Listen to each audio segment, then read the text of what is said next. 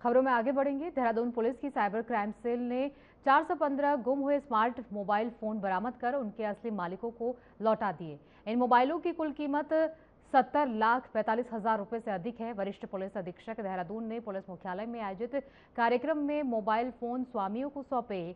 खोए हुए फोन पाकर लोगों के चेहरे पर खुशी देखी गई और उन्होंने पुलिस की सराहना की। एसएसपी के दिशा निर्देशों के तहत साइबर क्राइम टीम ने तकनीकी और सर्विलांस माध्यमों से उत्तराखंड और अन्य राज्यों से इन मोबाइलों को ट्रेस कर बरामद किया।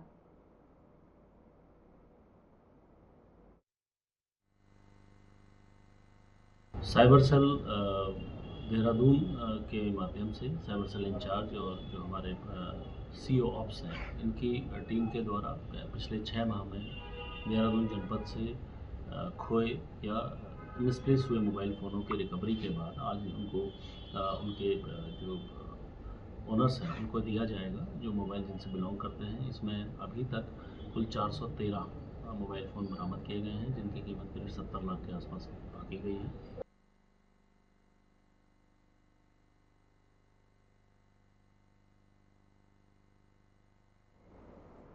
देहरादून में कुठाल गेट स्थित जेन-जी बार में बिल को लेकर हुए विवाद में 74 वर्षीय रिटायर्ड ब्रिगेडियर मुकेश कुमार जोशी की मौत हो गई। बार स्टाफ और युवकों के बीच झगड़ा बढ़कर अगले दिन फायरिंग में बदल गया, जिसमें ब्रिगेडियर के सीने में गोली लगी। पुलिस ने अब तक 9 आरोपियों को गिरफ्तार किया है। क्लब को सील कर लाइसेंस रद्द करने की कार्रवाई शुरू की गई है। मुख्यमंत्री पुष्कर सिंह धामी ने परिवार से मुलाकात कर दोषियों पर सख्त कार्रवाई का भरोसा दिया, जबकि पुलिस फरार आरोपियों की तलाश कर रही है।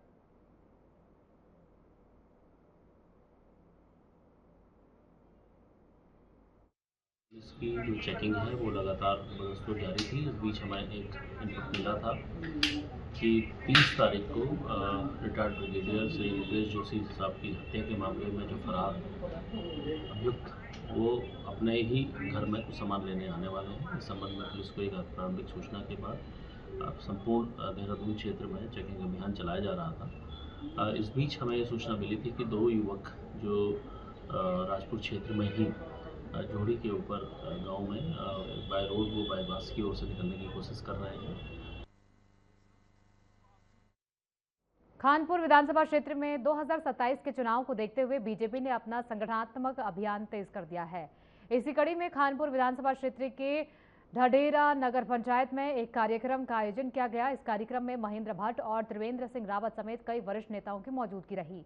इस दौरान पार्टी को बड़ी मजबूती मिली, जब ढडेरा नगर पंचायत अध्यक्ष सतीश नेगी समेत निकाय चुनाव के दौरान बीजेपी के बागी हुए कई कार्यकर्ताओं ने फिर से पार्टी का दामन थाम लिया। इस मौके पर नेताओं ने सभी का पार्टी में स्वागत करते हुए कहा कि बीजेपी परिवार लगातार मजबूत हो रहा है और 2027 चुनाव में इसका लाभ जरूर मिलेगा।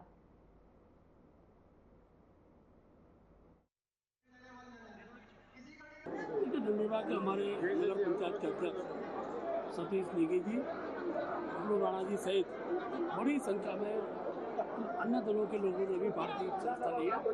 यह अभियान हमारा पूरे प्रदेश के अंदर चल रहा है। बड़ी संख्या में जनप्रतिनिधि वो बीजेपी से जुड़ रहे हैं और आज का जो आयोजन था बहुत ही बड़ा आयोजन था। बड़ी संख्या में लोगों ने यहाँ आज पार्टी की हिस्सा लिया। मैं सबका दल के अंदर स्वागत करता हूँ और ये संदेश है कि 2027 के अंदर भारतीय जनता पार्टी की तीसरी बार सरकार बनाने जा रही है। मैं भाजपा का बहुत आभारी रहूँगा जिस हिसाब से उन्होंने मेरे को दोबारा घर वापसी कराई, तो मैं यहाँ से भारतीय जनता पार्टी को काफ़ी आगे बढ़ाने का काम करूँगा। यही नहीं मतलब पूरे उत्तराखंड, पूरे हिंदुस्तान में। नहीं, ये तो मैं 40 साल से बीजेपी में था पहले। जो आदमी इतने समय से पार्टी में रहेगा तो वो रह नहीं पाता। वैसे घर में कोई भी अनबन होती है तो आता तो घर ही है। बहुत स्वागत है।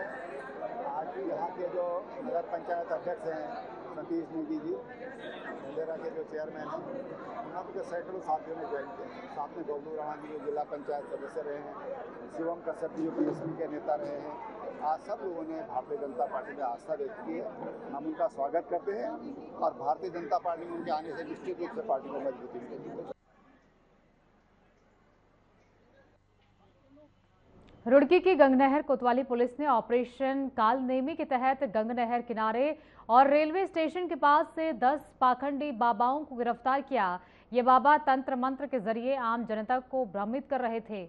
उत्तराखंड के सीएम पुष्कर सिंह धामी के आदेश पर शुरू किए गए इस अभियान के तहत पुलिस लगातार ऐसे लोगों पर कार्रवाई कर रही है। सभी गिरफ्तार बाबाओं के खिलाफ मुकदमा दर्ज किया गया है और आगे की कानूनी प्रक्रिया जारी है।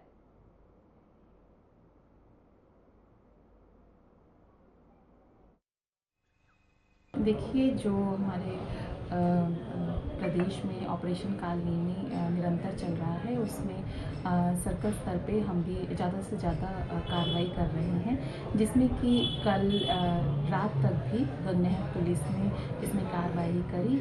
टोटल 10 कालनेमी पकड़े गए, जिनकी पुलिस एक्ट में कार्रवाई करके चालान किए गए। नारसन विकासखंड कार्यालय परिसर में आंगनबाड़ी कार्यकर्ताओं ने मानदेय बढ़ोतरी, समान कार्य के लिए समान वेतन और राज्य कर्मचारी घोषित किए जाने जैसी मांगों को लेकर संपूर्ण कार्य बहिष्कार शुरू कर दिया। बता दें कि प्रांतीय नेतृत्व के आह्वान पर शुरू हुए इस आंदोलन के दौरान कार्यकर्ताओं ने बाल विकास सुपरवाइजर को ज्ञापन सौंपा और चेतावनी दी कि मांगे पूरी होने तक केंद्रों में तालाबंदी कर कोई कार्य नहीं किया जाएगा। इस मौके पर प्रदर्शन के दौरान नारेबाजी करते हुए कार्यकर्ताओं ने अनिश्चितकालीन हड़ताल की घोषणा की।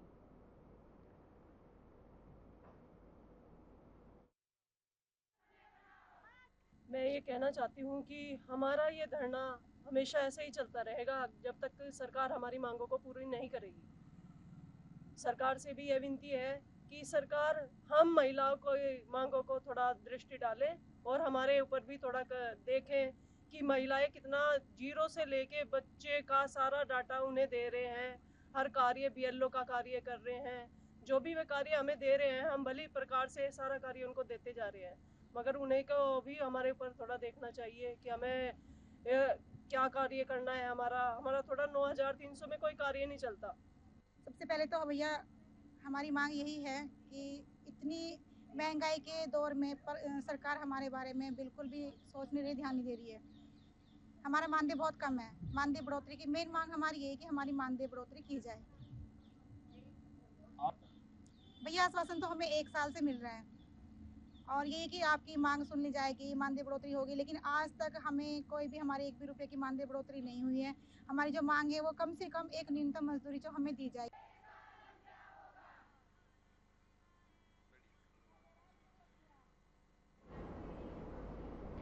रामनगर क्षेत्र के ढेकुली गांव में प्रस्तावित शराब की दुकान के खिलाफ ग्रामीणों का विरोध तेज हो गया है। दर्जनों लोग विधायक कार्यालय पहुंचे और नारेबाजी की। प्रदर्शन में भाजपा समर्थक और जनप्रतिनिधि भी शामिल रहे।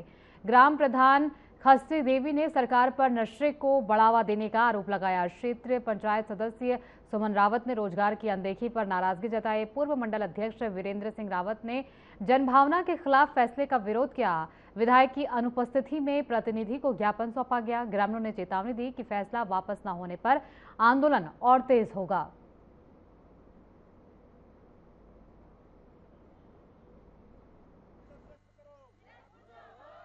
देखिए, पहले मैं स्पष्ट कर दूं, ये कोई सरकार के खिलाफ नहीं, ये जो आबकारी विभाग द्वारा एक जो है वहाँ पर दुकान खोलने का प्रस्ताव रखा गया है। चूँकि उस क्षेत्र की जनभावनाएं इसके खिलाफ है और महिला शक्ति चाहती है कि वहाँ शराब की दुकान न खुले। चूँकि हम सरकार के अंग हैं, इसलिए हमारा ये नैतिक कर्तव्य है कि जो जनता चाहती है हम जनता के साथ खड़े रहें। जनता चाहती है कि शराब की दुकान नहीं खुले, तो इसके लिए हम इसके विरोध में हम यहाँ पर आए हुए हैं। क्योंकि माननीय विधायक जी हमारे सरकार के अंग हैं और कोई भी समस्या यदि होती है क्षेत्र में तो सबसे पहले जो है माननीय विधायक जी को उससे अवगत कराया जाता है। उसी क्रम में आज हम माननीय विधायक जी को अवगत कराना आए हैं। पूर्व में भी उनको अवगत कराया है। इसी क्रम में हम सारे ग्रामीण एक होकर आज जो है यहाँ पर एक ज्ञापन जो है उनको देने जा रहे हैं कि वहाँ पर शराब की दुकान नहीं खुले। इसके लेकर हम यहाँ पर आज आए।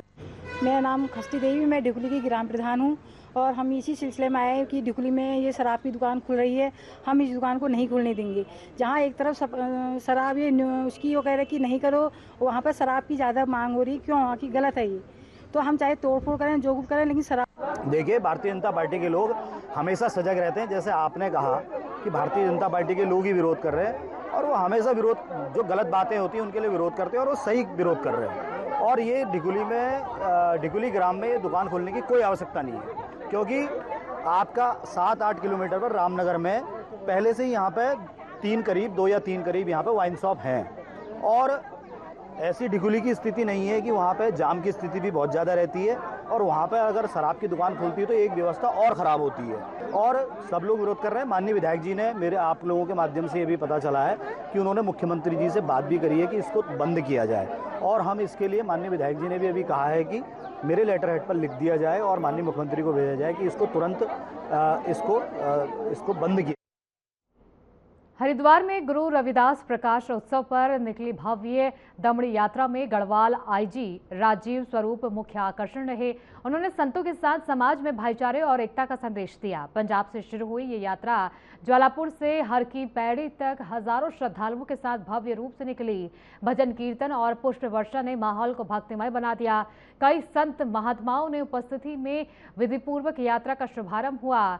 बेगमपुरा के संदेश के माध्यम से समाज में समरसता का आह्वान किया गया। मंच संचालन राजवीर सिंह कटारिया और पूर्व अध्यक्ष सुशील कुमार ने किया।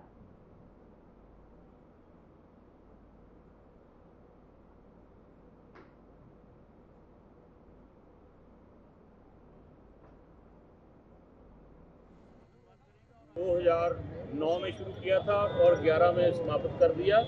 ये जो गेट बना है ये कंक्रीट का है, इसमें कोई भी ऐसी वस्तु नहीं है जो कमज़ोर हो सके, क्योंकि इसका भी बहुत मजबूत बनाया है ये गेट, और हमारे आर्किटेक्ट साथ है तो इन्होंने ये डिज़ाइन किया है। और इसका बिना पिलर से ये 110 फुट की हाइट है ये, तो महाराज की कृपा से ये बना। और जो देश विदेश के संतों के, क्योंकि इसमें सरकार का पैसा नहीं लगा। अब जो कहेंगे कि सरकार ने बनाया है, सरकार का एक पैसा भी नहीं लगा, उन्होंने परमिशन जरूर दिया मुझे। जो ये धार्मिक यात्रा, सामाजिक यात्रा, दमड़ी यात्रा जो पंजाब से चल के पावन भूमि हरिद्वार में आई है, हम उनका स्वागत करते हैं। और पैड़ी स्थित ब्रिटिश कालीन पुरानी जेल को संग्रहालय में बदलने की प्रक्रिया तेज हो गई है, जिसके चलते रुड़की से आई विशेषज्ञ टीम ने स्थल का विस्तृत सर्वेक्षण किया, भवन की वर्तमान स्थिति का आकलन किया, जिस पर और जानकारी देते हुए पुरातत्व विशेषज्ञ अनिरुद्ध सिंह बिष्ट ने बताया कि ये जेल ऐतिहासिक रूप से महत्वपूर्ण धरोहर है, जिसे संरक्षित रखते हुए संग्रहालय के रूप में विकसित किया जाएगा। तो वहीं जिलाधिकारी के निर्देश पर परियोजना को प्राथमिकता दी जा रही है।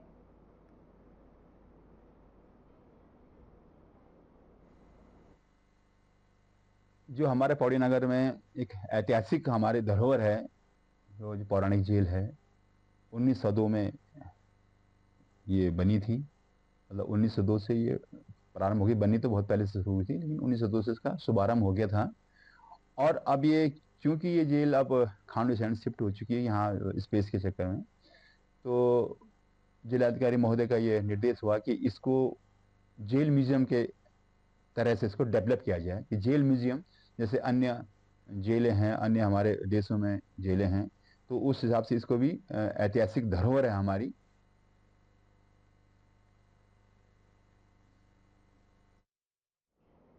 देहरादून के साउथ सिविल लाइंस क्षेत्र में एसटीएफ देहरादून की टीम ने छापेमारी कर 101 एलपीजी सिलेंडर बरामद कर दिए हैं। बता दें कि बरामद सिलेंडरों में अधिकांश इंदिरा गैस के बताए जा रहे हैं, जो सभी खाली पाए गए हैं। मौके पर खाद्य आपूर्ति विभाग की टीम को भी बुलाया गया, जिसने मामले की जांच शुरू कर दी है।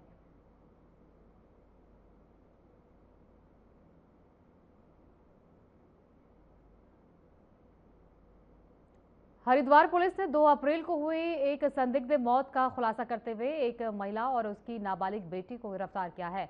तो वहीं हत्या का खुलासा करते हुए एसपी सिटी अभय प्रताप सिंह ने बताया कि थाना श्यामपुर के लाहड़पुर निवासी पूजा ने पुलिस को सूचना दी कि लेकिन पुलिस को शक हुआ, तो वहीं जांच और कड़ी पूछताछ में महिला ने हत्या की साजिश कबूल की।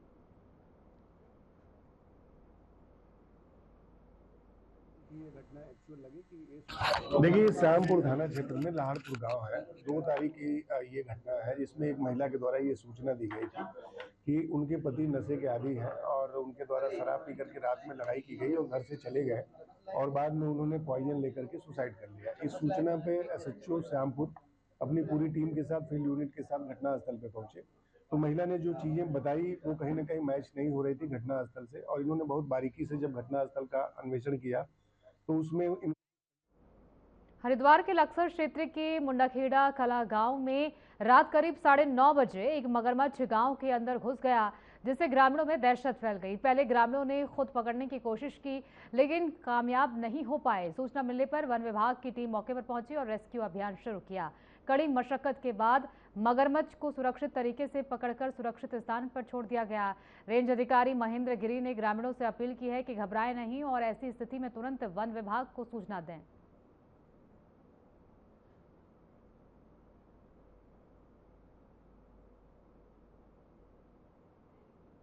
डगला गांव में जोहड़ से एक नाकू मगरमच्छ निकलकर पास के ही घेर में जिनका नाम सुभाष सैनी है उनके यहाँ पाया गया। उसे पहले तो कुछ गांव के ही लड़कों ने रेस्क्यू करने की कोशिश की लेकिन वो काबू में नहीं आया। तो फिर बाद में रेंजर टीम को सूचित किया। अक्सर सूचना मिलते ही टीम यहाँ पर आई और उसका रेस्क्यू किया।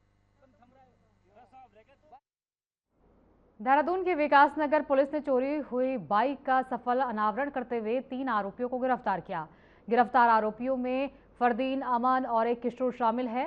पुलिस ने आरोपियों के कब्जे से एक और चोरी हुई बाइक भी बरामद की। पुलिस ने बताया कि दोनों वाहन हरबटपुर और पोंटा से चोरी किए गए थे। आरोपियों ने बताया कि वे इन्हें निजी उपयोग के लिए रखते थे और कभी कभी कम दाम में बेच भी देते थे। गिरफ्तार आरोपियों को न्यायालय में पेश किया गया जहां से आगे की कानूनी कार्रवाई जारी है।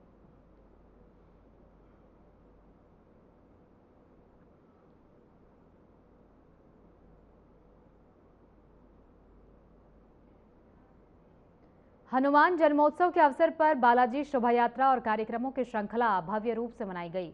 शोभा यात्रा के बाद रामायण पाठ का आयोजन हुआ और पृथ्वीनाथ महादेव मंदिर में सार्वजनिक भंडारा भी आयोजित किया गया। मंदिर के सेवादार संजय गर्ग ने बताया कि आयोजन का संदेश केवल धर्म तक सीमित नहीं बल्कि समाज और देश के प्रति है। आम जनता ने भी उत्साहपूर्वक भाग लिया। उन्होंने आगे कहा कि इस दौरान बचत राशि से जून में 51 कन्याओं का विवाह संपन्न कराया जाएगा और भविष्य में और कार्यक्रम आयोजित किए जाएंगे।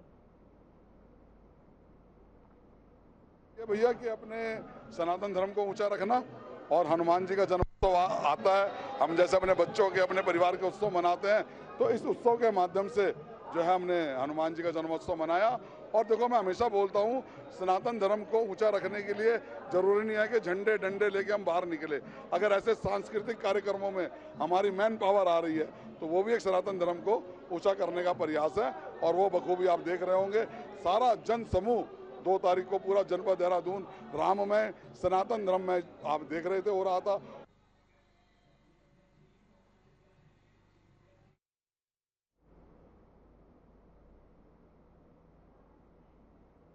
हल्द्वानी में ऑपरेशन प्रहार के तहत नैनीताल पुलिस को बड़ी सफलता मिली है। बता दें कि बनभूलपुरा पुलिस ने झपटमारी गिरोह का पर्दाफाश कर एक आरोपी को गिरफ्तार किया और 2 किशोरों को संरक्षण में लिया है। बता दें कि काठगोदाम क्षेत्र में मोबाइल झपटामारी के मामले में पुलिस ने सीसीटीवी और सर्विलांस की मदद से फैजान अली को गिरफ्तार कर 6 मोबाइल और बाइक बरामद की। साथ ही बुखानी पुलिस ने चोरी के मामले में मुंशी राम उर्फ सोनू को गिरफ्तार कर सोने चांदी के आभूषण और नकदी बरामद की।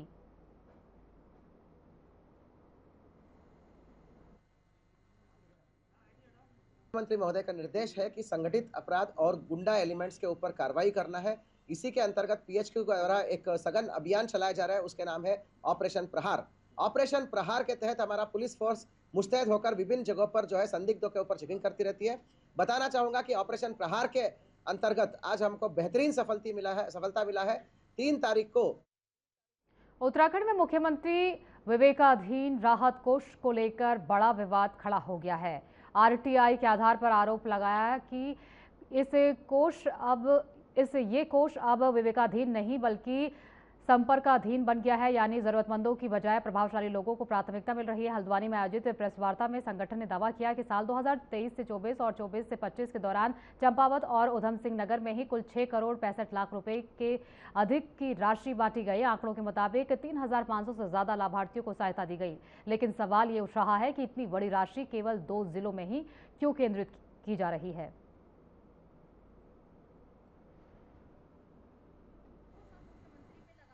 देखिए, इसमें पूरी तरीके से बंदरबाट मुख्यमंत्री राहत कोष में की गई है। हमने जो जानकारी जुटाई उसमें हयात सिंह मेहरा जी, संतोष कुमार जी, ऐसे तमाम चंपावत और उधम सिंह नगर के ऐसे लोग हैं जिनके ऊपर 2-2, 5-5, 10-10 लाख रुपए के बिल फाड़े गए हैं और जो असल जरूरतमंद है उनको 2-2, 3-3, 5-5 हज़ार में निपटाया गया। और हम ये भी कहना चाहते हैं, कोई एक अध्यक्ष है जिसके नाम पे 5 लाख का बिल फाड़ा गया है और एक जिलाधिकारी भी है, क्योंकि मुख्यमंत्री विवेकाधीन कोष में कहीं जिलाधिकारी को देने का कोई प्रावधान नहीं है। तो कौन सा ऐसा गरीब जिलाधिकारी है जिसके नाम पे 3 और 5 लाख रुपए दिए गए हैं उधम सिंह नगर और चंपावत में। जब हमने मुख्यमंत्री राहत कोष, विवेकाधीन कोष के बारे में जब RTI एक फाइल की, मुख्यमंत्री के गृह जनपद उधम सिंह नगर और कार्य क्षेत्र जो उनका है चंपावत जिले की, तो हमने ये पाया कि जो पात्र गरीब लोग हैं, जो वाकई व्यवहारिक लोग हैं, उन्हें 3 से 5 हज़ार रुपये का राहत कोष से अमाउंट मिल रहा है। जो तहसील लालकुआं में गौला नदी खनन विवाद में एक खनन व्यवसायी ने गेट इंचार्ज सौरभ मराठा से बहस के बाद उनकी पिटाई की और मोबाइल तोड़ दिया। नाराज वनकर्मी ने लालकुआं से हल्द्वानी तक सभी 11 गौला गेट बंद कर दिए। देवरामपुर गेट पर बिना तुले वाहन नदी में प्रवेश करने के कारण विवाद बढ़ा। पुलिस, वन विभाग और वन निगम के अधिकारी मौके पर तैयार किए गए। DLM धीरेश बिष्ट ने कहा कि खनन व्यवसायी के खिलाफ मुकदमा दर्ज किया जाएगा और गाड़ी को सीज कर पंजीकरण रद्द किया जाएगा। बुलेटिन में फिलहाल के इतना ही। आगे की तमाम खबरों के लिए बने रहिए हमारे साथ।